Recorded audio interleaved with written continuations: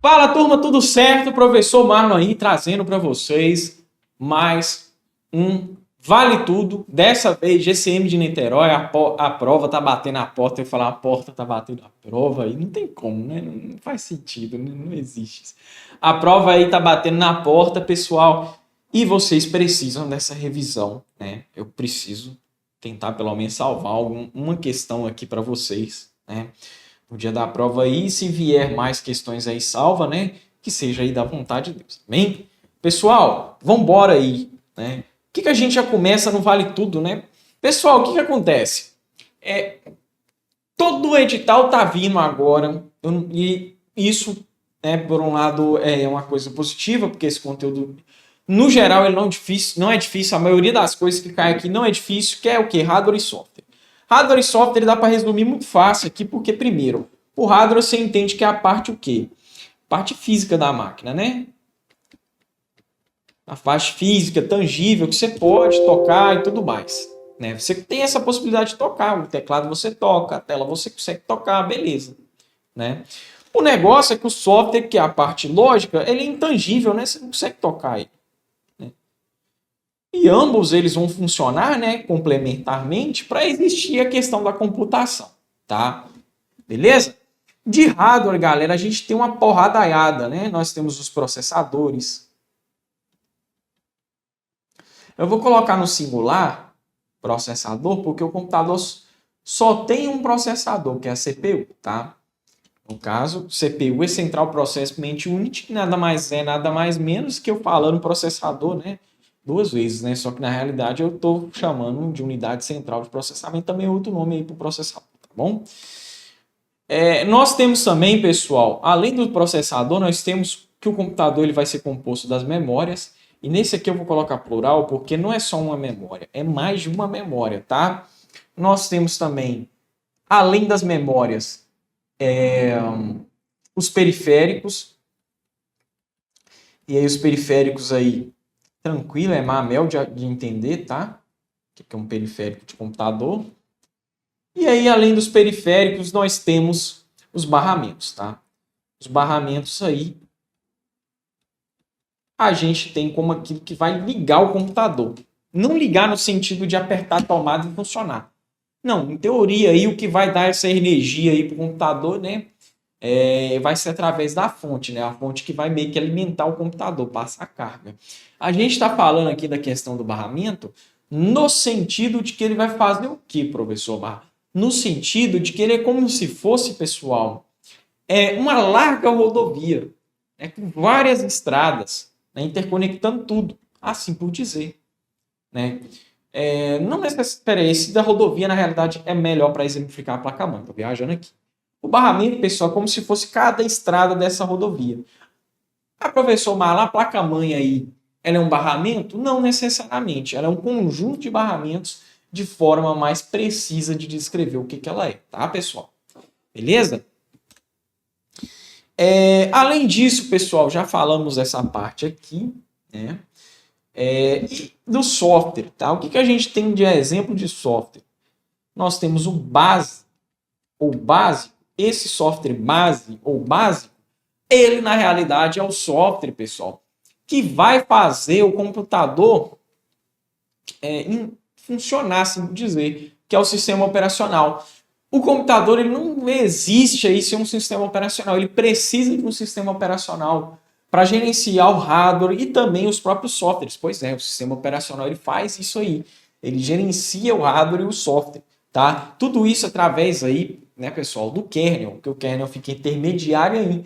O kernel ele coleta, ele consegue ler a informação de baixo nível aí do hardware, que o hardware ele tem informação, o código de baixo nível, e passar isso de uma forma legível, né, para nós, que é uma linguagem de alto nível, né, um código de alto nível.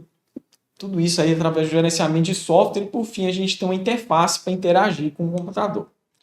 Além do software base, pessoal, nós temos o software do tipo aplicativo. Esse software do tipo aplicativo, pessoal, ele serve para nós conseguirmos operar com tarefas cotidianas. Né? Eu não sei porque que não está funcionando o negócio. Operar com tarefas cotidianas do nosso dia a dia. Como assim, professor Marlon? Ora, um exemplo aí de tarefa cotidiana é você redigir um texto. Você redige um texto através do Word, tá? Do pacote Office. E isso aí é uma tarefa aí cotidiana. Não só isso, né? Na realidade, a gente tem aplicativos não só para tarefa cotidiana, mas para uma vasta infinidade. A gente tem, por exemplo, um editor de fotos, né? Para trabalho, que o pessoal trabalha editando foto. O do Word aí, no caso, aí também pode ser considerado trabalho. Um Excel, né? Para planilhas e tudo mais, para fazer cálculos, tá? Um PowerPoint para apresentação. Então, na realidade, software aplicativo abrange tudo isso aí, né? Agora, um que é interessante é o utilitário. O utilitário, pessoal, ele funciona como? O utilitário, ele funciona em segundo plano na sua máquina, em teoria, né? Tem alguns utilitários que eles não necessariamente funcionam em segundo plano, mas ele exerce uma tarefa, né? Seja de reparo, seja de manutenção no computador, tá? Exemplo, desfragmentador de disco, que em teoria aí ele exerce uma função aí de reparo, de manutenção no computador, né? Tanto é que o desfragmentador de disco ele faz o quê?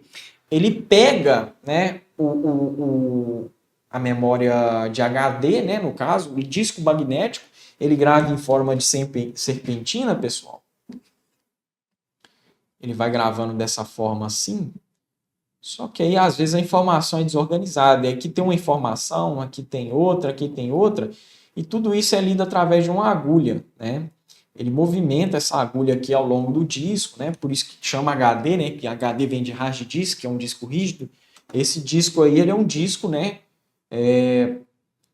Magnético, né? Que consegue gravar as informações e tudo mais, tá? E aí o desfragmentador de disco, ele praticamente organiza as informações, né? As informações ficam assim bonitinhas. E aí ele é mais rápido, né, pessoal? Porque se ele ficar pulando de parte em parte aí do que está gravado dentro do disco magnético, vai demorar do que ele ler tudo direto, né? Então deixa o trabalho dele mais eficiente, tá?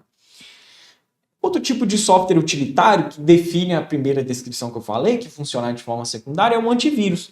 Um antivírus, pessoal, você não fica com ele 24 horas ali ligadão, né? Você não fica com ele 24 horas ali de olho, né, no que está acontecendo e tudo mais. Não, ele funciona ali de forma secundária. Se entra uma ameaça no seu computador, ele avisa para você, fala assim, ó, uma ameaça foi detectada, né? A mulher do Avast, né, ela falava isso, né? Ou outro tipo aí que a gente tem de utilitário que também funciona de forma secundária, tá?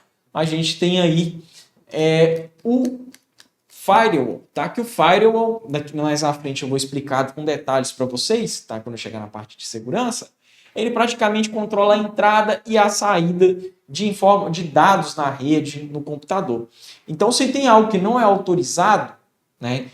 Se tem algo que não está autorizado pela lista aí, do que é autorizado pelo usuário, no caso do que entra e o que sai, é o usuário que vai determinar se permite ou não. Se tem algo entrando que não foi autorizado pelo usuário, ele barra. Sem o usuário precisar de ficar intervindo toda hora, porque ele já vai fazer isso sozinho, tá? Esse aí, pessoal, vocês conseguiram pegar isso aí que é um conceito de software utilitário, tá? As características gerais do Windows, a gente precisa de passar nessa parte, tá? De característica geral do Windows, pelo menos pegar esse aparato geral para a gente revisar, né? Lembrar do que aprendemos sobre o Windows, beleza? E olha o que a gente tem aqui. O tipo de software do Windows é básico. O que é um software básico, pessoal? Software básico é aquele software que é de sistema operacional, igual nós vimos anteriormente, software base, né? Ele é um sistema operacional, tá? Proprietário, porque o código-fonte dele é fechado. O contrário do proprietário é o de código-fonte aberto, open source, tá? Que não tem essa característica de código-fonte fechado. O código-fonte pode ser lido, né? Geralmente gratuito, os softwares de código aberto, né? Open source. Open source, caso você não a minha fala tenha soado um pouco confusa, é assim. Tá? Open source. Além disso, pessoal, um software de código aberto O usuário ele pode ter liberdade de modificar também, tá? De distribuir. Tá? No geral, é isso aí, um software de código aberto, a diferença de um código fechado, que você não pode distribuir, né? Geralmente são pagos, tá? Código fonte fechado, então você não sabe como é que é. O Windows, pessoal, ele é pago, tá? Ele tem aí as versões dele, tá? Quais versões? A Home, a Pro, a Business, ou melhor dizendo, a Enterprise, tá? E a Education, né? Essas são as 4 versões aí pagas, tá? Preemptivo, pessoal, e multitarefa. Vamos começando pelo multitarefa. O preemptivo, ele meio que é uma subcategoria desse multitarefa, né? Que indica como é que o multitarefa do Windows vai funcionar, tá? A característica aí multitarefa diz o seguinte. O Windows, pessoal, ele vai conseguir rodar mais de um programa, né? Um programa ou mais ao mesmo tempo, sem problema. Ele consegue abrir um aplicativo ou mais de boa, né? E funcionar de boa. O que vai fazer ele funcionar ou não, né? Travar ou não, vai depender do quê? Da parte hardware, né? Se o hardware for ruimzão, né? Igual o PC deve estar pensando aí, professor Mário, isso é uma mentira. Eu abro 3 programas aqui no meu computador, já trava tudo. É porque o hardware é um pouquinho mais zoado, né? Mas quando a gente fala aqui em termos de software, pessoal, essa característica quer dizer que eu posso abrir de 1 até o infinito, tá? De guias, né? De tarefas, aplicativos, beleza? E a característica preemptiva, ela diz o seguinte: em detrimento de uma tarefa que está funcionando em primeiro plano, porque o Windows ele funciona assim, ele define o que está em primeiro e segundo plano. Vamos supor, pessoal, que eu vou trabalhar no Word redigindo um texto e, ao mesmo tempo, eu estou usando um navegador, né, para procurar alguma informação na internet. A partir do momento que eu estou usando o navegador em primeiro plano, ou seja, fazendo a pesquisa ativa no navegador, né, digitando lá na barra de endereço, não vai acontecer nada no meu programa do Word que está aberto, não vai acontecer nada no meu documento Word, não vai ser escrito nada ali, porque ele está funcionando em segundo plano. Tá? Porque se os dois tivessem em primeiro plano, pessoal, tudo que eu fizesse em um ia fazer no outro. Ia ser uma bagunça, ia funcionar tudo errado. E outra característica também do Windows ser preemptivo é o quê? Que caso algum programa dê mau funcionamento, vamos supor que o meu programa de primeiro plano está de boa, de segundo plano dá mau funcionamento, ele dá pau, não vai atrapalhar o que está em primeiro plano, tá? Então, um erro, algum defeito, algum problema que acontece em um outro programa não passa para o outro, tá? Só se for, por exemplo, né, todos de mesmo plano. Exemplo, eu tenho meu Word aberto e um PowerPoint e um Excel de segundo plano. Eu estou mexendo no meu Word começa a dar problema. Todos aqueles documentos Word ali que estão abertos vão também dar problema. Estão em primeiro plano, tá?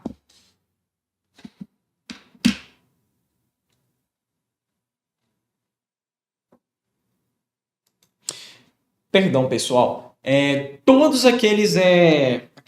O Word começa a dar problema, tá? Não é todos os documentos do Word, não. Porque vai ter documento que vai ficar em segundo plano. E nisso, o problema do Word ele não vai passar para o Excel e para o PowerPoint. Da mesma forma que se o PowerPoint começar a dar problema, mesmo ele. O PowerPoint está em segundo plano, começa a dar problema. Beleza, o Word meu que está em primeiro plano não dá problema. E o Excel que está em segundo plano dá problema? Não dá problema, tá? Somente aquele tipo de tarefa que ficou problemática, o problema fica somente para ela. Não vai passando para os outros, não. Multisseção, pessoal, é uma característica legalzona aí do Windows, tá? Que ele o quê? Ele está permitindo, tá, a capacidade de fazer mais de um login. Pois é. Só que você pensa, como é que isso aí vai ser possível se é um computador só? Funciona da seguinte forma. A pessoa, ela vai lá e desloga, tá, do computador. Ela sai do usuário, né, troca de usuário para um outro acessar. Só que vamos supor aí que eu, Marlon, esteja ali redigindo um documento do Word e o Fraga quer acessar ali o computador só para pesquisar algo sobre direitos humanos. Então eu só troco de usuário com o Fraga, o meu documento Word ele continua funcionando, qualquer outro processo meu continua funcionando, tá? Mesmo eu não estando logado diretamente. E aí o Fraga vai fazer a pesquisa dele. Assim que ele termina e sai do usuário dele, eu volto para o meu e minha área de trabalho está supimpa, sem nenhuma alteração. Tá? Multiusuário, pessoal, que pode criar várias contas. As contas são administrador, que tudo pode dentro do sistema. Tá? O administrador ele pode criar outros usuários, tá? Beleza? O administrador ele pode ter acesso ao registro do computador.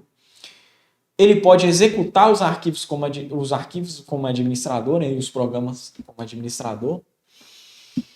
Ele pode, né, desabilitar o antivírus, tá? O administrador ele pode mexer no firewall, coisa dele, tá?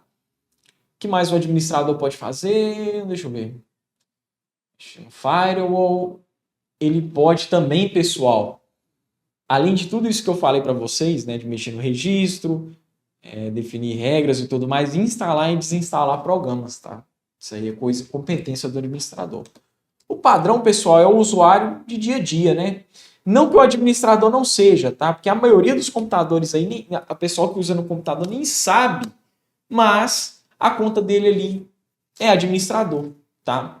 O padrão é aquele usuário de dia a dia. Como assim? Consegue usar os programas dele, consegue criar arquivo, consegue baixar arquivo e tudo mais, só não vai conseguir instalar arquivo. Só não vai conseguir mexer no registro. Só não vai conseguir mexer no antivírus. Ele vai poder mexer no antivírus como? Escanear alguma coisa, fazer varredura, mas não desligar.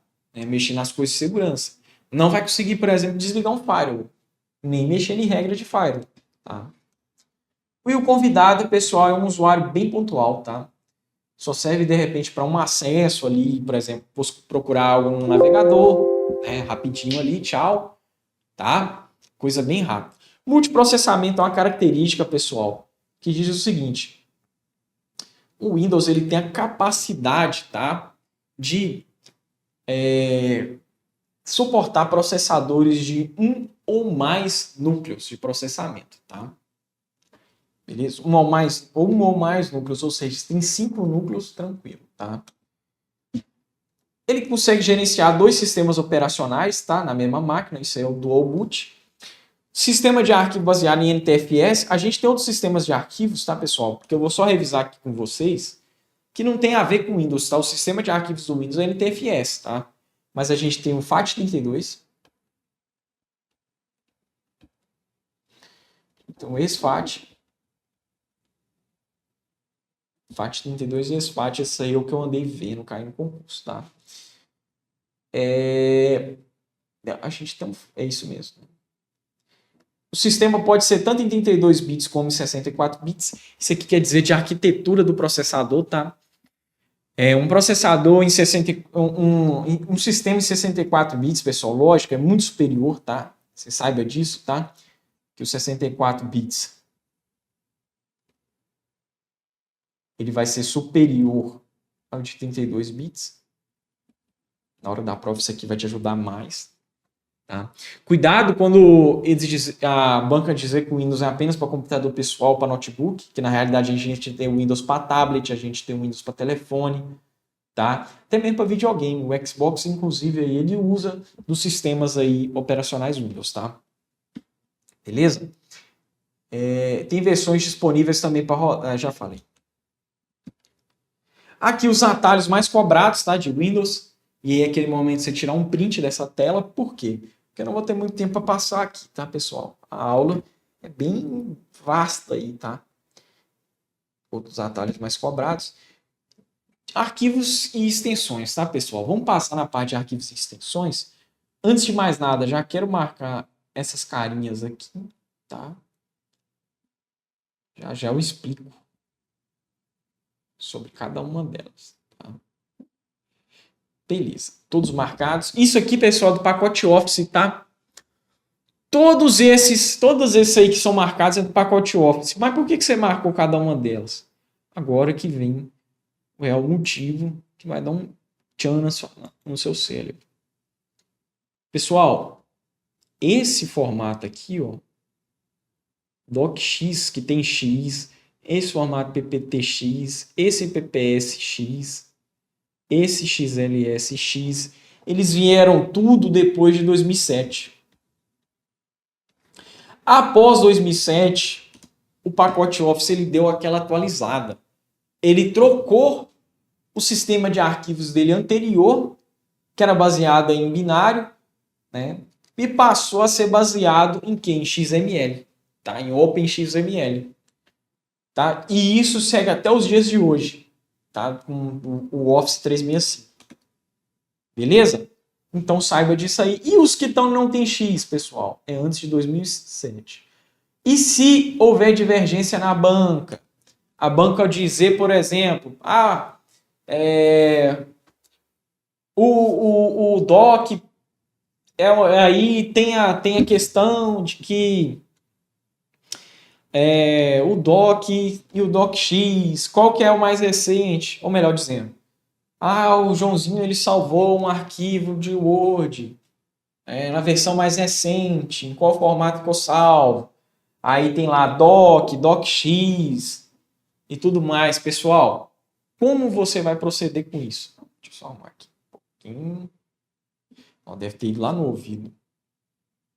Beleza.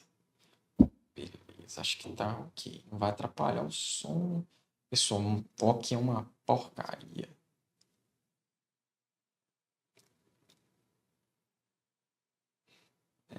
Beleza. Vou mexer muito não, senão o toque vai ficar mais violento ainda, tá? Quem tem toque aí, acabou de reparar que isso aqui existe e já deve estar ficando incomodado, pessoal, relaxa.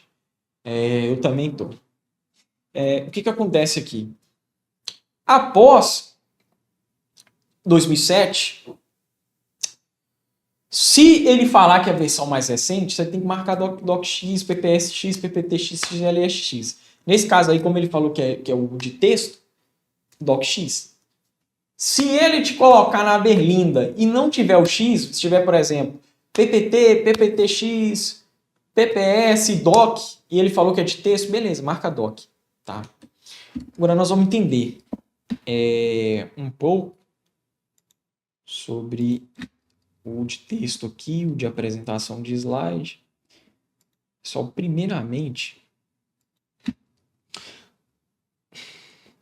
DocX é do Word, tá? O ODT é do Impress, o RTF é do WordPad, TXT é o texto simples bloco de notas, tá? A dicção tá falhando. PPS e PPSX, PowerPoint. PPT e PPTX também PowerPoint, ODT do Impress, tá? XLS e XLSX, Excel. CSV é o formato de importação e exportação de dados, tá? Como se fosse uma planilha separada por linhas, uma planilha simples. ODS é do cálculo. Imagens, pessoal, imagens, as que eu mais vejo cair em concurso é daqui até aqui, tá? Com atenção especial ao GIF, que o GIF é o único tipo de extensão de imagem que roda uma animação, tá? Também quero chamar a atenção ao BMP, que ele salva as imagens em mosaico, tá? Diferente dos demais que seguem vetor e tudo mais. Áudio, MP3, Wave, até que caem, são os que mais caem, mas na realidade esses dois aqui que eu vi cair com mais frequência, tá? De áudio. Áudio e vídeo, pessoal. Até aqui, ó. Até aqui eu vi cair bastante os de áudio e vídeo, tá? Executáveis. Tá? Aí tem aqui exe.bat. Pessoal, o executável eu só vou chamar a atenção do exe, por quê? Porque tá caindo segurança da informação, né? E eu tenho que passar nele dizendo o seguinte. O exe, pessoal, ele é aquele tipo de arquivo que ele pode conter malware. Um software malicioso. Se ele pode conter malware, significa que ele vai ter malware em 100% dos casos? Não, meu pequeno gafanhoto. Tá? Poder conter, querer não é poder. Né? Poder não é ter. Esse é o mais certo. Tá? Poder não é ter. Significa que existe uma possibilidade. Se a banca te dizer que é por esse lado, beleza. Aí sim, se a banca dizer que vai ter ponto e cerrado, aí não, né, galera? Tá? O PDF e o XPS, o que tem de bom nesses arquivos não editáveis, em ambos, né? Os dois, pessoal, ambos, tá? Se o arquivo ele tá em formato PDF ou XPS, tá? Em um dos dois, ou nos dois, no caso, né? Aí é dentro do raciocínio lógico, né? Só não pode ser nenhum, tá? Que aí no ou FF dá F, né, galera? é o seguinte, tanto o PDF, tanto o XPS, ele vai manter a proporção do arquivo em qualquer dispositivo que você abrir, ou seja, essa tela aqui que vocês estão vendo de PowerPoint, que eu uso aqui para dar aula. Se eu salvasse aqui em PDF XPS, eu poderia abrir num computador, eu poderia abrir num celular, na máquina de lavar, no que seja que dá para abrir esse documento. Ele vai abrir com essas proporções aí exatas, tá? Não tão exatas, ele vai adaptar para o dispositivo, mas a proporção vai ficar mais certinha, você não vai precisar de ajustar, tá? E outra coisa, o formato vai ser mais leve, né? Mais compatível com os dispositivos, né? E não vai poder editar, no caso, mexer no arquivo ali, mudar o texto e tudo mais, não, tá? Beleza, esses aí são cai mais. Outra coisa que eu quero falar de arquivos e extensões é, por incrível que pareça, né, tem a ver com o mouse aqui.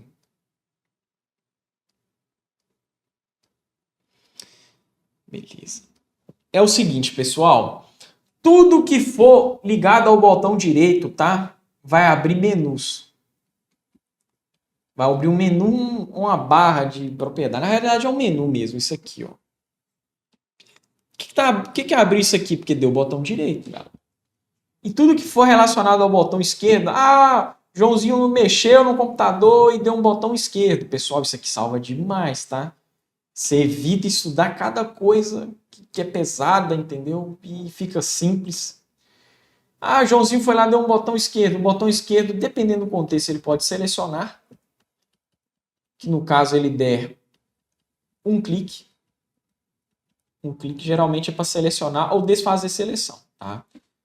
Aí para desfazer seleção eu teria que clicar num lugar vazio.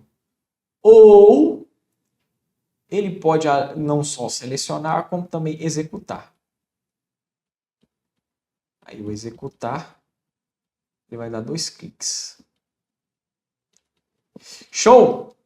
Show. E aí esse menu aqui, o que eu posso te passar de melhor para desse menu aqui? O que você pode extrair de melhor, tá? Toda pasta, arquivo vai ter a questão do abrir, tá? Tudo vai ter abrir, tá? Você dá botão direito. Tudo vai ter renomear, vai ter propriedades, que é onde ficam os metadados, tá? Agora, o que vai ter, né? O que é exclusivo de só ter na lixeira? Lógico, esvaziar a lixeira, né? Fixar no início tudo tem, criar atalho todos têm, tá? Agora isso aqui abre com o Clap Cleaner, pessoal, esquece. Isso aqui é muito específico, tá? Não vai cair no seu concurso, não. Muito menos isso aqui, tá? Muito menos isso aqui. Fixar no acesso rápido tem. Abrir no terminal tem, tá? Isso aqui não tem, é muito específico. Fixar no iniciar tem. Copiar como caminho tem. Enviar para tem. Aí você pode enviar para a área de trabalho. Para a pasta compacta, que inclusive é o compactador de arquivo nativo do Windows, tá? Pode recortar, copiar, também colar, né? Aí colar você teria que, por exemplo, tanto copiar, tanto recortar o arquivo e no espaço vazio clicar com o botão direito, aí apareceria colar. Como é que funciona a extensão e o arquivo? Pessoal, primeiro vem o nome, depois vem a extensão. E é aqui que mora a cereja do bolo, né? Como a gente viu as extensões anteriormente, é o que você vai precisar para o seu concurso, tá? É o de mais importante que você tem aí para o seu concurso, é memorizar o danado da extensão, tá? O delete ou del, o que faz? Faz a exclusão normal, tá, pessoal? O que é del? O que é delete ou del? Os teclados têm os dois? Não. É uma abreviação que alguns teclados têm e algumas bancas colocaram desse jeito, tá? No geral, a banca diz o atalho delete, mas eu já vi banca da Dell colocar del. Que del é a mesma coisa que delete, tá, pessoal? É o mesmo atalho de teclado, tá? Ele vai enviar para a lixeira. Enviar para a lixeira, pessoal, não acabou com o arquivo de vez, tá? O arquivo ele ainda continua existindo, pois é. O arquivo continua existindo. A questão agora é que eu posso ir lá depois na lixeira e restaurar o arquivo, tá? Beleza? É isso que acontece. Tá? Então o arquivo ele vai continuar existindo, eu posso ir lá restaurar ele normal. Ele só foi para a lixeira mesmo, pessoal. É como se fosse a analogia do seguinte: você está lá na sua casa, acabou de jogar algo no lixo, né? Se você não pôs o lixo para fora de casa, beleza, tem como você recuperar lá. E aí que vem agora o exemplo de pôr o lixo para fora, porque se eu dar um Shift Del ou Shift Delete, eu faço a exclusão definitiva, ou seja, eu praticamente pus o lixo para fora de casa, aí já era. Passa o caminhão de lixo e leva. A mesma coisa aqui é o Shift Delete, tá? Ele não vai enviar para a lixeira, pelo contrário, ele vai apagar o arquivo da máquina direto. Então, se eu quero apagar o arquivo da máquina direto, é por aqui. Professor Marlon, existem outras formas de apagar o arquivo direto? Existe. Se o arquivo está numa unidade removível, eu dou um delete, exclusão, ele já vai apagar direto. Se o arquivo ele está numa unidade de rede, perdão, ele está numa unidade de rede, eu dou uma exclusão nele, ele vai direto para lixeira, não vai direto para lixeira, não, ele exclui direto. Qual outra situação? Se a lixeira está desabilitada, também tem como desabilitar a lixeira? Tem. Se ela está desabilitada e eu apago o arquivo, já era, exclusão definitiva. Qual outro cenário que tem aí? Se o arquivo ele for maior que a capacidade da lixeira, já vai direto. Qual outro cenário também que tem? Tá? Se a lixeira estiver cheia e aí eu tiver e não tentar colocar o arquivo lá, já vai excluído direto. Exclusão definitiva, por fim, esvaziar a lixeira, né? Aí já dá fim em todos os arquivos que estão dentro dela. Outra coisa que você precisa de estar fera, né? É nessa questão de diretórios aqui. Mas é bem tranquilo, pessoal. Isso é como se fosse um endereço, tá? Que ele diga o quê? Como que a pessoa fez para chegar aqui, praticamente, né? Essas questões de diretório, eu tô vendo que tá muito assim. Como é que fez para chegar em tal lugar, tá? Aqui a gente vê todo o caminho, né? Para chegar em tal pasta. Lembrando que a pasta que está aqui no final é a que está aberta. Ele veio para o C, foi usuários, depois Marlon Faria, depois desktop, depois aulas e plano, depois dicas para o YouTube. O padrão esperado é ser assim. Só que o que acontece? Existem os atalhos, né? Tem atalho de pasta? Tem atalho de arquivo também. Aqui, por exemplo, a gente tem um atalho de programa, né? De um executável. E esse é o símbolo de atalho. Mas eu poderia criar um atalho de pasta, eu poderia criar um atalho de arquivo, tá, pessoal? Esse aqui é o local original de onde eu faço para chegar na pasta, tá? E a gente consegue ver que a pasta ela está dentro de uma pasta chamada aulas e planos que está na área de trabalho, que é o desktop. Só que lembra que eu falei dos atalhos? Então, vamos supor que eu estou no C. Eu vou para usuários e aí eu vou para o Marlon Faria. Dentro do Marlon Faria tem um atalho tem a pasta aqui, né? Praticamente ia ficar mais ou menos assim, ó. Dicas, vou escrever tudo. Vou deixar assim. Vou escrever tudo não, porque senão vai comer muito tempo da aula e tem muita coisa para falar para vocês. E aí tá lá o desenhozinho, né? De atalho, esse desenhozinho aqui, ó. E isso seria um atalho. Eu clicando aqui, pessoal, eu já iria daqui para cá. Olha o tanto de coisa que eu pulei. Pois é. E olha que engraçado. Vocês devem estar pensando. Vou manter-me nesse exemplo aqui. Vocês devem estar pensando. Se você quiser voltar cá para trás, né? Quiser ir para cá, a banca vai te perguntar o seguinte, ó. João vai dizer que fez esse seguinte procedimento. Pessoal, me desculpa por hoje, tá? É porque hoje eu não sei o que tá pegando. Não sei se é por causa de um mal-estar que foi causado aqui. Eu vou falar para vocês. Hoje dar aula no cadeião foi sinistro, tá? Foi sinistro, tá? Não posso nem falar o que aconteceu lá dentro. Senão o pai de vem, mas foi sinistro, tá? Tô meio travado assim, porque na realidade foi estressante mesmo. Tá? Mas o que acontece? E o pior é que a gente que é professor, a gente lá dentro do cadeião não tem nenhum porte. É complicado. O socioeducativo, né? Agora o agente tem. É bom do mesmo jeito. Beleza. O que acontece? Se o fulano fez todo esse procedimento aqui, chegou aqui, pegou no atalho e pulou para cá, a banca te pergunta qual desses botões aqui ele apertaria para voltar desta para esta pasta. Ele vem voltar para trás. Se você respondeu isso aqui, tá errado. É isso aqui, ó, subir um nível. Porque nem sempre o caboclo ele foi indo de pasta em pasta, né? Porque para eu voltar daqui para cá com este botão aqui, eu teria que ir de pasta em pasta para ele conseguir voltar. Agora, se não foi desta forma, eu uso subir um nível, tá? Vamos lembrar que pasta não tem extensão, tá? Beleza? E a pasta ela organiza os arquivos, a subpasta os atalhos de programa. Então eu posso colocar um monte de pasta dentro da pasta? Pode colocar pasta dentro de pasta. Pessoal, o Windows, tá? O que aconteceu com ele? Ele fez ProErd, então esse negócio de baseado não é com ele, tá? Baseado, galera, ele tá por fora. Aí eu espero que você esteja também, porque o toxicológico pega pesado. Então ele não aceita aspas duplas, barras, tá? Ele não aceita isso aí para na hora de nomear um arquivo, tá? E nem pasta. Os sinais de maior e menor, a interrogação não aceita,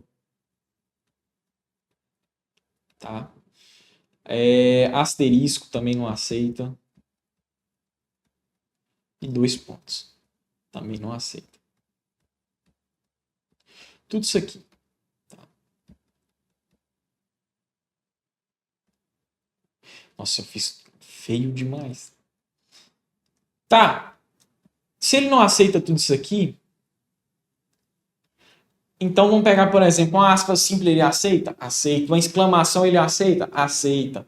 Ele só não vai aceitar essa galerinha aqui. E outra coisa também, o Windows, pessoal, ele é case insensitive, tá? O que isso quer dizer?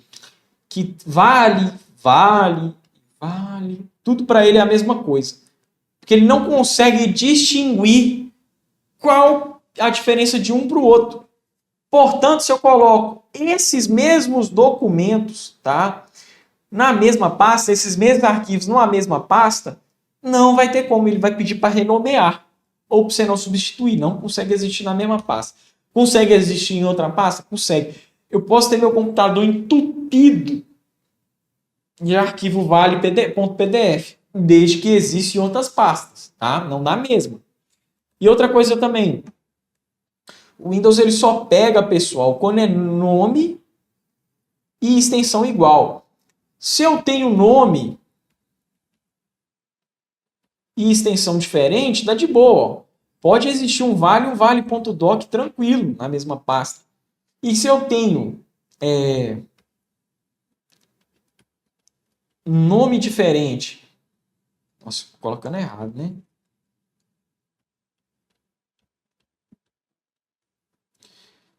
Se eu tenho nomes diferentes e extensão igual, pode também. O que não pode é nome igual, extensão igual, tá? Vamos entender um pouco da interface do Windows. A interface do Windows ela é tranquila, tá, pessoal? Isso aqui é a área de trabalho. Aqui nós temos o plano de fundo, tá? Que é esse papel de parede. Aqui o botão iniciar. Aqui é o pesquisar. E o pesquisar, vamos ficar atento, tá? Do Windows 10 em diante. Ele consegue pesquisar na internet, beleza? Ele consegue fazer pesquisa por voz. Aqui nós temos o ícone do visão de tarefas, tá? Eu consigo criar áreas de trabalho virtual com ele. Aqui nós temos o que as bancas gostam de pegar no pé e chamar que é barra de tarefas, assim, que na realidade é tudo isso aqui embaixo, que é barra de tarefas, tá? Aqui nós temos, e inclusive eu já vou chamar a atenção nessa partezinha aqui, ó. A banca geralmente costuma perguntar assim, João, é usuário de Windows, e é assim que se encontra a sua barra de tarefas. Do diante do exposto acima, o que se pode tirar de conclusão? Aí, nesse caso aqui, nós temos o que na barra de tarefas? Nós temos o Windows Explorer, o Explorer, o Edge, né, é o Windows Explorer mesmo, né? Diferente do Internet Explorer, o Edge, o Chrome e o Skype. Desses 4 aplicativos aqui embaixo, né, 4 programas, a única conclusão que eu tenho é que o o Edge e o Skype, eles estão fixados na barra de tarefas. Sim, eu posso fixar programas, aplicativos na barra de tarefas, tá? Para usar depois, para abrir depois. Bom, agora, e os outros, professor Marlon? Os outros são fixados também, eles estão aparecendo. Ó, o Google Chrome e o Windows Explorer também estão fixados, uai, eles estão aparecendo, pois é. Mas aqui eu não tenho certeza 100% que eles estão realmente fixados, olha. Eles estão, na realidade, executados, isso eu tenho certeza. Todo arquivo, todo programa que é executado, né, ele aparece ali embaixo. Eu posso fixar ou não ele, mas eu não tenho certeza se ele está fixado. Só dá para ter certeza mesmo que ele está fixado e marcar a alternativa, né? Você não dá mole nesse ponto, né, filho? Quando o quê? Quando você vê, né, nada embaixo dele. Quando você vê um desenho nele assim, significa que ele está executando, está rodando, né?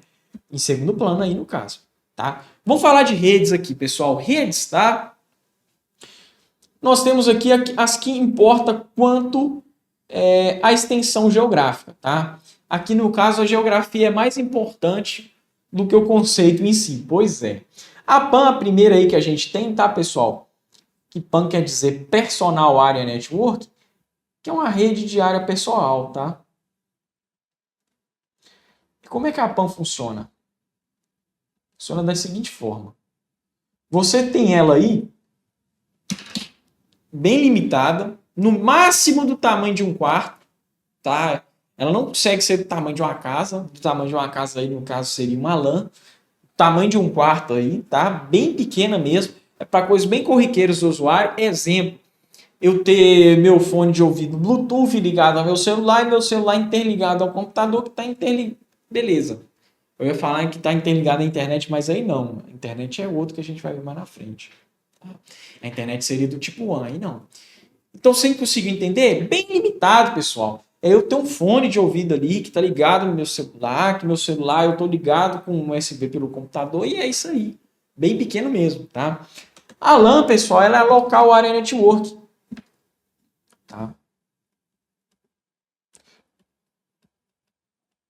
O que isso significa? Significa que ela é uma rede de área local. O tamanho geográfico dela é de, no máximo, aí um prédio, né? Uma escola, pode até mesmo ser do tamanho de um campus de universidade, mas é isso aí, galera. Não consegue ser tão extensa do tamanho de uma cidade, tá? Não é desse jeito aí, não. Isso aí é a LAN. Geralmente as bancas gostam de usar a LAN dizendo assim, olha, João quer instalar uma rede do tamanho da sua casa, aí seria LAN. João quer instalar uma rede no seu prédio, aí seria uma LAN, laboratório da sua faculdade, na sua empresa, tá? Se bem que a da empresa também pode ser intranet, já já vamos falar dela, tá? Ele quer instalar uma rede na escola, aí seria, no caso, uma LAN. Uma LAN supriria isso aí. Outra que a gente tem é a MAN. A MAN é a Metropolitan Area Network. É a rede de área metropolitana. Ou seja, do tamanho de uma cidade. Pode ser também município, distrito. Pessoal, desde que seja passa a ideia de que é cidade. Cidade pode ter outros nomes, né? Eu posso chamar uma cidade de um município, tá? Eu posso chamar uma cidade de um distrito, né? Eu posso chamar, por exemplo, de capital. Uma capital é uma cidade, assim por dizer. É uma cidade, né? Polo do estado ali, mas é uma cidade ainda. Agora, não confunda, tá? Mano, não é municipal área network, não. É metropolitan área network. Metropolitan, tá? E a WAN, pessoal, é a Wide Area Network. Essa daí, nós temos que é do tamanho, né? De continentes, de estados, né, de vários estados, de um estado, de um continente, de um país, de multicontinentes, pode ser até mesmo do mundo inteiro. Inclusive a internet que a gente conhece, ela é uma rede do tipo WAN. Tá? A internet aí, a Wide Area Network, ela é do tipo WAN. Tá? E aí você deve estar pensando, e a rede aí do tipo WLAN? Né? Que rede seria essa daí? Pessoal, nós não temos só a WLAN, nós temos também a AWPAN, tá?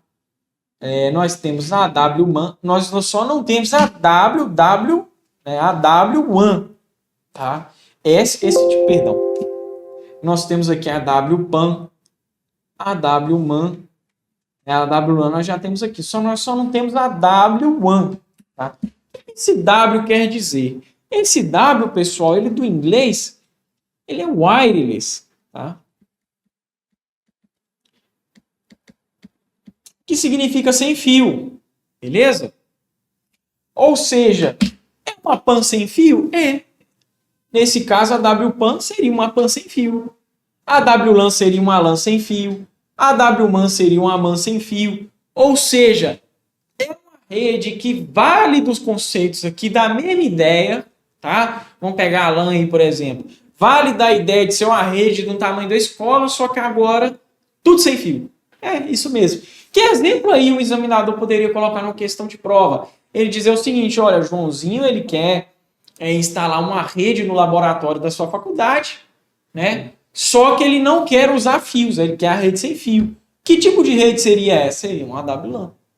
Se fosse, por exemplo, vamos pegar ali Sorocaba, prefeito de Sorocaba, né? O cara virou meme aí. Ele quer agora colocar uma rede na cidade, mas é sem fio. Olha, você vê, lá está evoluído, é sem fio. Ele teria que fazer aqui uma WMAN. Pegando esses exemplos engraçados aí, você consegue pegar rapidinho. Os próximos que a gente tem aqui, pessoal, aqui já importa o conceito, tá? A ideia, o conceito importa. Todas essas três redes aqui, elas se valem das tecnologias da internet. Que tecnologias são essas? As tecnologias de protocolo TCP/IP, tá? Nós temos a intranet, a extranet e a internet. Primeiro, vamos começar da intranet. A intranet, ela é o quê? Ela é uma rede privada de uma empresa. No geral, assim, né? Uma rede privada de uma empresa, de uma corporação, que somente pessoas autorizadas podem usar, né? Podem ter acesso, né? De acesso restrito, também pode-se dizer, que precisa de um login e senha para acessar, né? E o principal, ela não pode ser acessada de fora. Não existe hipótese alguma de eu acessar a intranet de fora, tá? A intranet, ela é privada e ela é restrita a uma localidade, tá? Então eu só consigo acessar dentro daquele espaço daquela empresa, tá bom? E se eu tiver algum fornecedor, e se eu tiver alguém que precisa de acessar de fora, de alguma outra ponta do estado, o que eu tenho que fazer com essa rede? Eu tenho que transformar essa intranet, né? E no caso serviria melhor uma extranet. Uma extranet, pessoal, ela ainda continua sendo privada, ela ainda continua precisando de login e senha, tá? Ela ainda continua precisando, né, que o usuário ele seja credenciado para acessar, tá? Tenha a devida autorização para acessar. Só que agora a restrição geográfica acabou. Eu consigo acessar ela de fora. Órgãos que usam isso, a Polícia Militar usa, lá no socioeducativo tem a extranet própria deles, tá? Deixa eu ver mais qual. Falei da Polícia Penal, a PM tem a dela, a Polícia Civil tem, a Polícia Federal tem, a da Polícia Federal, inclusive, é chique, né? Beleza. A internet, pessoal, é a rede mundial de computadores, é a rede global de computadores. É essa aí que você está usando. E ela é pública. Tá? Você pode acessar qualquer conteúdo que estiver disponível. Tá? Você não vai acessar qualquer conteúdo de fato, não. Tem conteúdo demais na internet? Tem conteúdo demais na internet, mas nem todo conteúdo é acessível. Exemplo de conteúdo que não é acessível, as contas bancárias, né? Tá na internet? Tá. Todo mundo pode acessar? Não, né, meu filho? Conseguiu entender aí? E lembrando, pública e de graça. Uai, mas se é de graça, por que eu pago? Não, você não paga a internet. Você paga a infraestrutura para acessar a internet, que é diferente, são coisas diferentes. VPN, pessoal, Virtual Private Network, tá? É o que nós temos aí. A VPN é a Virtual Private Network, que significa que é a rede virtual privada, tá? Que ela se vale de um conceito de rede privada para trafegar dentro da internet, assim por dizer, numa rede pública. Faz mais ou menos da seguinte forma. Eu quero acessar de um ponto ao outro, do meu ponto a um outro ponto, que está um site, um servidor. Do caminho normal, essa informação minha trafega, assim por dizer, livremente pela internet. Através da VPN, eu consigo fazer essa navegação criptografada. com mais segurança, tá? A backbone, pessoal, ela é a espinha dorsal aí da internet, tá? É como se fosse mais ou menos assim, aqui está o Brasil, aqui está os States, aqui está a Europa, aqui está a Rússia não, aqui está a África, Jesus amado Senhor, que erro crasso de geografia. E aí, olha só, todos esses cabos, né? Há vários cabos que passam o oceano, né? Que se interconectam. Toda essa rede emaranhada aí de fios, de cabo, que vai passando de uma ponta a outra. Tudo isso aqui é uma backbone. Tudo isso aqui é a backbone, que é a espinha dorsal da internet. Então, tudo isso aí está interconectado, pessoal. Tudo isso aí está interligado. Através de quê? Fibra ótica submarina. Vai passando através do mar. Vai de uma ponta a outra. Tá? Pessoal, vamos agora para os malwares. Malwares, primeiramente, o software malicioso, tá? De malware, a gente tem o primeiro, que é o vírus. O vírus, pessoal, ele funciona de qual forma, tá? O vírus, a intenção dele é infectar arquivos, tá? Ele vai infectando arquivos, ele se espalha através do sistema, ele tem a capacidade de se replicar, né? De se duplicar não, se replicar mesmo, né? Porque ele não vira mais um, né? Ele vira vários dentro do sistema, vai infectando tudo quanto é tipo de coisa, tá? E ele é dependente, você precisa de executar uma ação externa para ele funcionar. Nós temos também as worms, tá? As worms aí, a banca tenta misturar a worm com vírus, porque ambos têm a capacidade de se propagar, né? De propagação, só que o que acontece? A worm, pessoal, ela não vai se propagar através de arquivos. A worm ela vai explorar vulnerabilidades da rede. Então ela vai se propagar, né, através da rede. É assim que a worm funciona. Vai se propagar aí através da rede. E outra coisa também é que o quê? Ela não depende de uma ação externa. Ela não depende de algo que ela seja executada para funcionar. Ela é independente. Né? Já está ali no sistema, ela já funciona sozinha. Diferente do vírus que executa ele para ele funcionar. O cavalo de Troia, ou Trojan Horse, ou Troja, né, que pode ser os 3 nomes desse mesmo malware. Ele tenta visar o controle do sistema, né? O interesse maior dele é do controle do sistema, né? Ele pode ele pode fazer também outros tipos de ações, né? Um pouco fora do propósito dele. Às vezes o propósito dele ele foi o quê? Para controlar o sistema, mas se ele quiser ele pode espionar, né? Ele é um malware coringa, que ele pode inserir outros tipos de malwares que estão aqui. Ele não se limita só no propósito dele. Então ele pode baixar através da internet esses malwares, ou também já ter esses malwares nele, tá? Outra coisa também do cavalo de Troia é o que, pessoal? É que o cavalo de Troia, ele funciona, além de explorar, além dessa questão aí, é que as bancas elas cobram ele por dissimulação, tá? Como assim dissimulação? Diz que o usuário baixou um programa na internet e aí nesse programa aí era um jogo que ele baixou, um filme, e aí vida que segue. Só que na realidade, ali dentro tinha um cavalo de Troia. Não que o ato de baixar o filme já fez um cavalo de Troia, não. É que o cavalo de Troia, ele se vale de algum programa, algum software, algum arquivo legítimo para ele infectar a máquina. Do mesmo jeito do mito de Troia, né? Que o pessoal lá se valeu de um presente, né? E aí deixou adentrar dentro do castelo. Quando chegou lá, saiu aquele monte de soldado e a festa foi feita. O spyware, pessoal, ele é o espião, né? Ele coleta as informações do usuário, né? Espionando ele. O keylogger, eu diria que ele é uma subcategoria de spyware, né? O negócio do keylogger é coletar informações do teclado, do que está sendo teclado, né? No caso. Esse é o intuito aí do keylogger. Tá? Então ele vai coletar informações aí do teclado, do que está sendo teclado. Então é isso, ele é sobre teclas.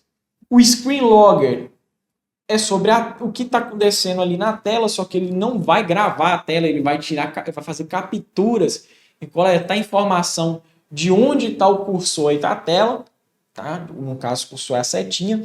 O negócio é que o keylogger, pessoal, ele só pega, tá? Informações do teclado físico. E aí, para pegar informações de um teclado virtual, se a banca vier perguntando, que foi do teclado virtual, e aí sua cabeça deve pensar, teclado é keylogger. Nem sempre. Se for um teclado virtual, seria aí um screen logger, tá? O adware, pessoal, ele é o malware do anúncio, né? Que ele fica inserindo anúncio, fica enviando anúncio aí no seu computador, né? Fica colocando anúncio, tá? O ransomware, eu gosto de dizer que ele é o malware do sequestro, tá? O ransomware, ele faz o seguinte: quando ele infecta a sua máquina, ele criptografa tudo que vem pela frente. Ele criptografa a máquina. E aí, como a máquina está criptografada, você precisa de uma chave de descriptografia para tudo voltar a funcionar. E aí, como você vai ter que conseguir essa chave de descriptografia? E aí que entra a chantagem. O hacker que fez isso aí, ele vai exigir de você um valorzinho aí que você pague para o quê? Para liberar a chave de criptografia, ou seja, de descriptografia. Ou seja, um valor aí em resgate, tá? Então, ele é um malware do sequestro, assim por dizer que ele exige um valor em resgate. O spam, pessoal. O spam aí eu gosto de dizer, tá? Ele não é necessariamente do mal aqui, igual os outros, né? Os outros são do mal que até dói a alma. O spam não. O spam ele é uma mensagem que é enviada em massa, né? Ele é enviado para um monte de usuário. É em massa mesmo, tá? Só que o negócio do spam é que nem sempre ele vai ser maldoso. Às vezes pode ser uma promoção da lojas americanas, às vezes pode ser uma promoção do Boticário. No meu caso aí, nossa, tem spam demais de viagem, velho. Incrível. Mas assim, vai enviado em massa, então o spam ele pode ter propósito comercial também, né? Mas é uma mensagem que você não desejou, praticamente uma propaganda, tá? Isso é o spam enviado em massa, pode também ser malicioso, tá? O rootkit, pessoal, é como se fosse um conjunto de técnicas, ferramentas, né? Assim por dizer que o hacker, ele usa tanto para o quê? Tanto para garantir a invasão dele no sistema, tá?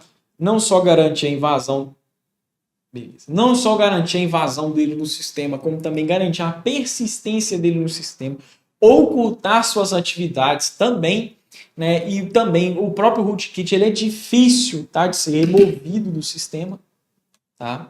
Pessoal, o próximo termo que a gente tem aqui é o Smurf, tá? O Smurf, o que consiste ser o Smurf, né? O que é o ataque Smurf? Ele é uma forma de ataque de negação de serviço distribuído, no caso do DDoS, né? Nós temos aí o ataque do tipo DOS, que o ataque DOS é o de negação de serviço, que ele praticamente visa enviar pacotes de informação para algum serviço até que ele fique indisponível. O DDoS é o distribuído, né? Que junta mais máquinas, né? Que enviam pacotes para também o mesmo propósito, tornar o serviço indisponível. O Smurf é uma categoria desse tipo, né? Que ocorre na camada de rede. Os ataques de Smurf, ele recebe o nome do malware DDoS Smurf. Ele permite que os hackers executem mais amplamente, né? Isso aí é batizado por causa dos Smurfs, né? Da sua capacidade de trabalhar em conjunto. Então, o DDoS Smurf ele é semelhante a uma inundação de ping aí que a gente tem, tá? Beleza? O sniffing, pessoal, que diabo é o sniffing, né? Isso aí caiu no concurso aí ultimamente, né? O sniffing praticamente ele é um malware, né? Ou ele pode ser na modalidade hardware. Pois é, galera. É aí que eu falo para vocês. A gente tem aqui nesse conteúdo de segurança da informação tanto o sniffing, tanto também o firewall, que pode existir na modalidade de hardware e software, tá? Beleza? E aí o sniffing ele faz o quê, tá? Ele monitora o tráfego de internet em tempo real e ele captura todos os dados que entram e saem de um computador, tá? Ele consegue, então, permite o usuário farejar ou monitorar o tráfego. Farejar, no caso, é encontrar, né? Interceptar, né? Então, ele consegue capturar esses dados aí que saem do computador. O spoofing, tá? A gente tem aí que ele funciona como com uma informação que não é legítima, não é real, é praticamente uma falsificação. O spoofing mais comum é o spoofing de IP, que o hacker ele usa um outro tipo de IP, no caso que é de uma outra pessoa, ele passa a ser a outra pessoa e faz o que ele tem que fazer, assim por dizer. E aí, no final das contas, né, ele meio que comete uma falsidade ideológica, né? É como se fosse uma pessoa ela se identificar como outra, né? Só que isso aí no meio digital, tá? E o scamming? O scamming, pessoal, ele é praticamente uma fraude, né? Um estelionato virtual, golpe. Fraude, golpe, estelionato virtual. Ele não mal, ele necessariamente não. Mas eu coloquei ele aqui, englobei ele aqui nessa galera, porque o que está acontecendo? Tem edital que está cobrando sobre malware e está colocando todos esses termos aqui, tá? Segurança da informação, pessoal, vou passar aqui rapidinho, tá? Eu tenho um mnemônico para vocês do Dica. Dica de disponibilidade e de integridade, C de confidencialidade e A de autenticidade, tá? Esse é o mnemônico do Dica. E o não repúdio, que é irretratabilidade, ele funciona da seguinte forma. Se eu já me identifiquei, né, valendo do princípio da autenticidade, se eu já me identifiquei, pessoal, eu não posso chegar depois e dizer, ah, não, esse não sou eu. Não. Esse é o princípio do não repúdio. Tá? O que já foi identificado, né, a pessoa que já foi identificada, ela não pode vir depois e dizer, não, não sou eu. Senão ia acontecer bastante a pessoa clonar o próprio cartão, né?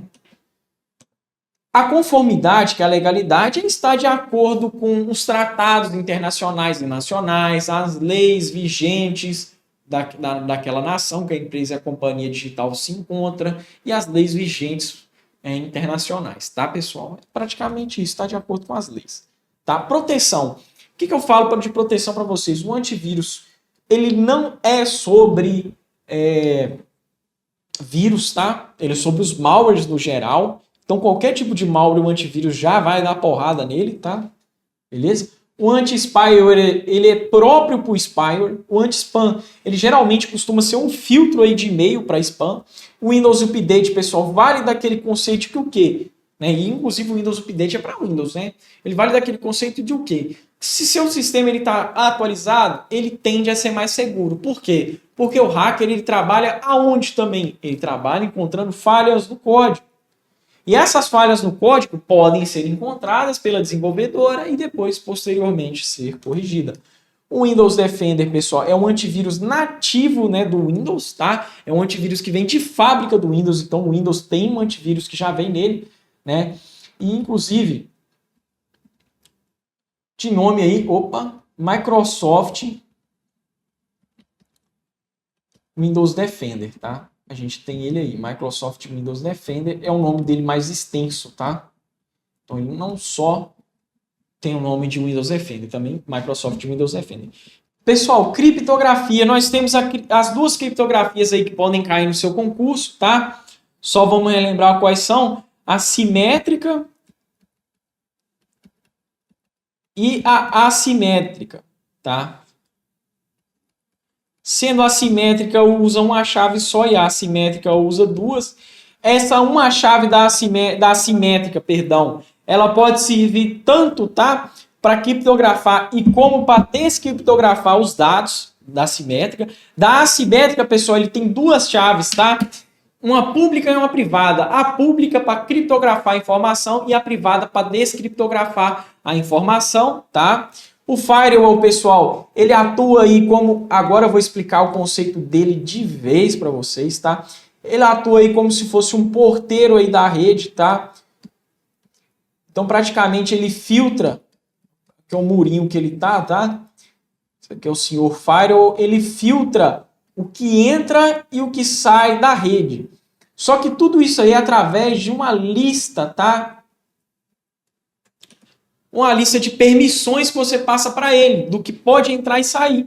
Você é o usuário que define isso para ele. Você que diz para o firewall, isso aqui pode entrar, firewall, isso aqui pode sair. É você, o usuário, que passa tudo isso aí para ele, tá? Através de uma lista. Então, tudo isso aí fica definido aí para o nosso querido firewall, tá? Através do usuário, que é você que vai passar isso aí para ele. Então, ele pode bloquear, tá? Se não estiver permitido na lista, como também ele pode deixar passar se estiver de acordo com a lista, tá bom? Outro ponto também do firewall é o quê? É que ele existe tanto na modalidade software quanto na modalidade de hardware. E nós temos aqui o backup, que é a cópia de segurança. E é isso aí, tá? Backup praticamente cópia de segurança. Beleza. Deixa eu ver aqui. Pessoal, correio eletrônico tá dando uma rápida passada aqui. O webmail, pessoal, o serviço de e-mail que a gente tem, que pode ser acessado por qualquer navegador, tá? Desde que conectado à internet. O webmail, então, só funciona se conectado à internet, tá? Todo e-mail, serviço de calendário, tudo isso aí é hospedado num servidor online. Ou seja, meio que na nuvem, né? Então, você não baixa nada, não deixa nada no seu computador. A vantagem é o quê? Mobilidade, que pode acessar em qualquer lugar, né? Economia de armazenamento, você não vai armazenar nada, tudo fica no servidor e fácil de configurar. A desvantagem é, se não tem internet, você não acessa a caixa postal. Quais exemplos de webmail a gente tem? O Gmail, o Outlook, o Yahoo Mail e a UOL Mail. O que eu mais vejo cair no concurso é essa trinca aqui, tá? Em principal, esses dois aqui, o Gmail e o Outlook. Correio eletrônico local, pessoal, é aquele que você consegue, tá? É um aplicativo que você tem no seu computador e aí você consegue ler as mensagens desde que elas já estejam, desde que você tenha baixado elas, né, na sua caixa postal, baixado ela no computador, você consegue ler elas de forma offline. Claro que você não vai conseguir enviar mensagens sem rede, você vai precisar da internet, mas funciona de forma offline, você não vai precisar de enviar de ter acesso à internet para ler a mensagem, tá? Beleza? E a gente tem quais aqui de local? O Outlook Express, Thunderbird e o Evolution. Os que mais caem são esses três, em principal aqui esses dois aqui, tá? Sendo o Thunderbird da Mozilla, sendo o Outlook aí da Microsoft, tá? O correio eletrônico, pessoal, um domínio, né? Um nome de como é que é dado o endereço de correio eletrônico é com primeiro o nome, e o nome ele pode ser definido pelo usuário, e o domínio. Sendo esse domínio, às vezes, pode ser próprio. Aqui nós temos, por exemplo, sp.gov.br, aqui em Minas, mg.gov.br. A gente já consegue identificar que é um quê? Que é um e-mail governamental do Brasil, de São Paulo, tá? Aqui nós temos o gmail.com, que é um domínio gratuito, né, da gmail.com, mas nós temos também outro domínio gratuito, o hotmail.com, tá? E também o outlook.com, né? Todos esses aqui são de graça, tá?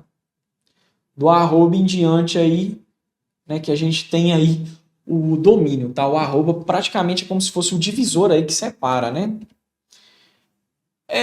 O DI, né, o remetente, que a gente tem, geralmente não tem, né, o DI. O para é quem vai receber a mensagem original, né, o destinatário principal, e os dois principais aqui que embolam a mente do candidato, que é o CC e o CCO. O CC é o cópia carbono. Eu penso aí, nossa, deve ter passado a aula um pouco, vale concurso, pelo amor de Deus. Me dá esse tempo aí, que isso aqui eu tenho certeza, velho, que isso aqui vai cair bem, o pessoal vai ficar satisfeito com o que vai vir dessa aula aqui, tá? Ele permite que o emitente ele envie uma cópia da mensagem a outros destinatários. Os endereços de e-mail, o destinatário do cópia carbono, eles são visíveis aos outros, diferente do cópia carbono oculto. Que quem recebe a cópia carbono oculta não é... Embolei um pouco. Quem recebe a mensagem, pessoal, não sabe dos demais que receberam a mensagem, tá? E os demais do cópia carbono, do para, não sabe quem está ali no cópia carbono oculta, tá? Só quem enviou, tá? Só quem enviou e quem recebeu. Professor Marlon, mas tem um monte de cópia carbono oculta. Os demais cópia carbono oculta ali daquele grupo, vai saber se tem outros? Não, não vai saber, tá? Beleza?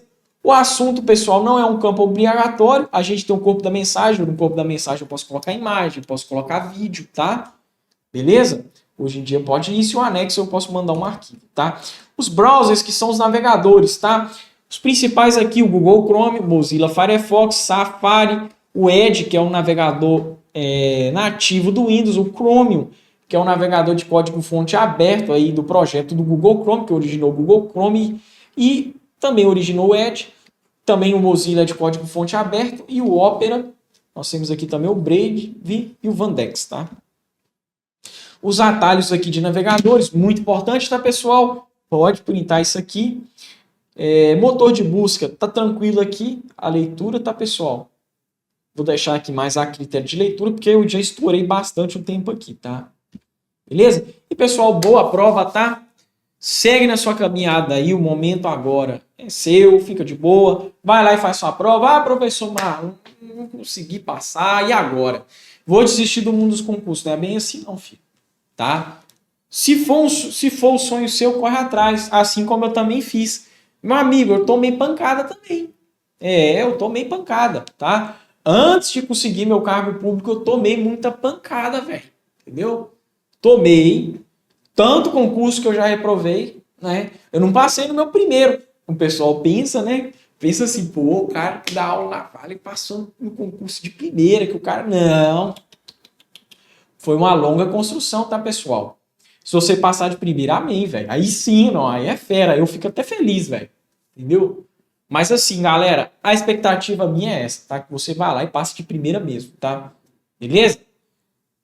Vai lá, faz uma boa prova, tá? Que Deus abençoe você. Não esquece de seguir nossos perfis, tá? Vale Concurso no Instagram, vale.concurso, meu aqui, professor. Marlon. Beleza? Show de bola? É isso aí, professor Marlon vai ficando por aqui, tá, pessoal?